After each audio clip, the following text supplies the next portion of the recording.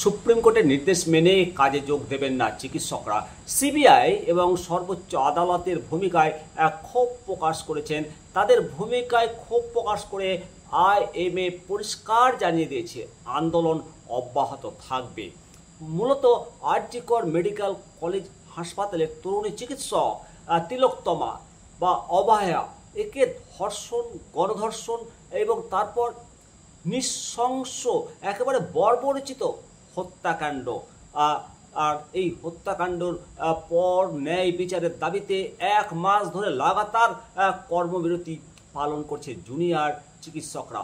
ন্যায় বিচার না হওয়া পর্যন্ত কর্মবিরতি চলবে পরিষ্কার জানিয়ে দিয়েছে। পাশাপাশি সিনিয়র চিকিৎসকরা সাফ জানিয়ে দেন যে সরকার যদি আন্দোলনকারীদের বিরুদ্ধে কোনো কঠোর পদক্ষেপ নেন তাহলে তারা গণ ইস্তফার পথে হাঁটতে বাধ্য হবেন।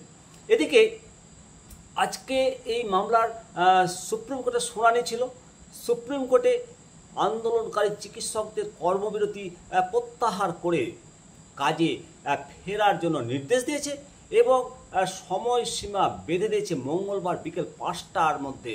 কিন্তু ইন্ডিয়ান মেডিকেল অ্যাসোসিয়েশন আইএমএ যে পশ্চিমবঙ্গ শাখা সিবিআইয়ের তদন্ত প্রক্রিয়া এবং সর্বোচ্চ আদালতের ভূমিকায় তারা ক্ষোভ প্রকাশ করে সাফ জানিয়ে দিয়েছে, পরিষ্কার জানিয়ে দিয়েছে যে আন্দোলন যেমন চলছিল তেমনই চলবে। ফলে চিকিৎসক ও সর্বোচ্চ আদালতের এই যে সংঘাত, এই সংঘাত এখন কোন দিকে যায়, কোন দিকে মন নেয়, এই প্রশ্নচিহ্ন উঠেছে এবং এই দিকে তাকিয়ে রয়েছে গোটা দেশ। চিকিৎসকদের কর্মবিরতি প্রত্যাহার করে কাজে ফেরার বিষয়ে সুপ্রিম কোর্টের নির্দেশ আসার পরে একটা প্রেস রিলিজে আইএমএ বলেছে, আমরা অধীর আগ্রহে অপেক্ষা করছিলাম আজকে 9 আগস্ট আরজি কর কলেজ মেডিকেলে যে একটা কর্মরত ডাক্তার তাকে নৃশংসভাবে ধর্ষণ এবং নৃশংসভাবে হত্যালীলা চালানো হয়েছে, সেই মামলার শুনানি। অপরাধের নৃশংসতার কথা মাথায় রেখে আমরা আজকে একটা ইতিবাচক ফলাফলের আশা করেছিলাম। যাই হোক, আদালত এবং সিবিআইয়ের কার্যক্রমে আমরা সম্পূর্ণভাবে হতাশ। আমাদের সহকর্মীকে ন্যায় বিচার দেওয়ার জন্য, দ্রুত বিচারের জন্য কোনো পদক্ষেপই নেওয়া হয়নি। আমরা জানতে পেরে আরও বেশি হতাশ হয়েছিলাম যে মাননীয় সুপ্রিম কোর্ট এই বিক্ষোভের অগ্রদূত জুনিয়র ডাক্তারদের নির্দেশ দিয়েছে যে তাদের আগামীকাল বিকেল 5টার মধ্যে কাজে ফিরতে হবে।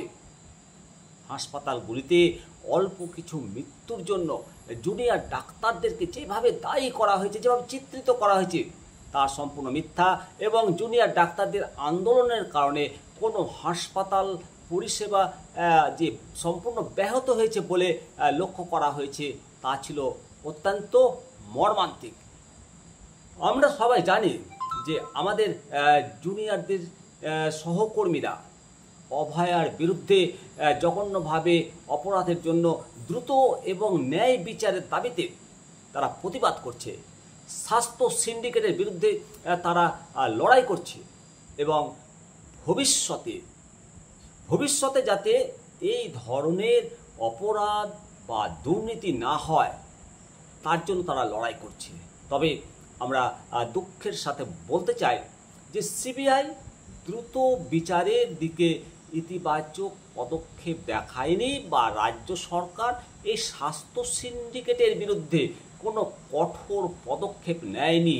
এই পরিস্থিতিতে আইএমএ তাদের ভবিষ্যতের সমস্ত আন্দোলনে জুনিয়র ডাক্তারদের নিঃশর্তভাবে পাশে দাঁড়ানোর প্রতিশ্রুতি দিয়েছে।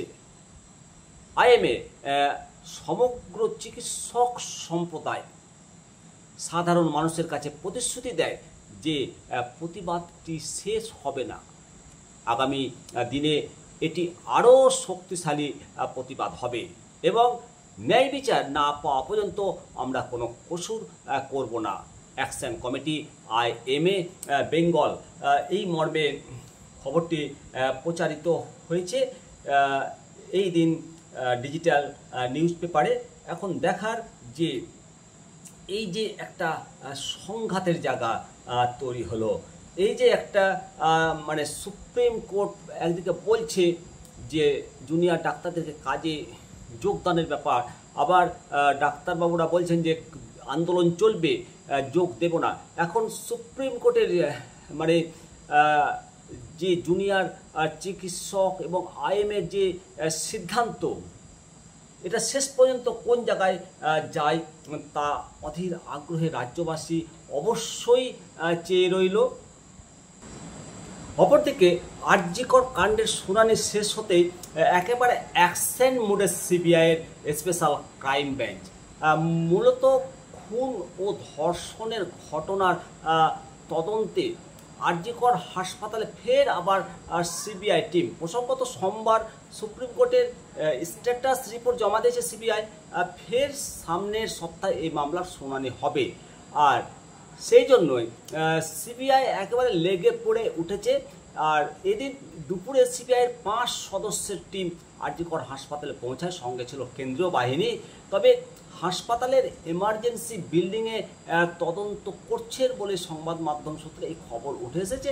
আরজিকর কাণ্ডের বিচার চেয়ে ক্রমশই আন্দোলনের সুর চওড়া হচ্ছে।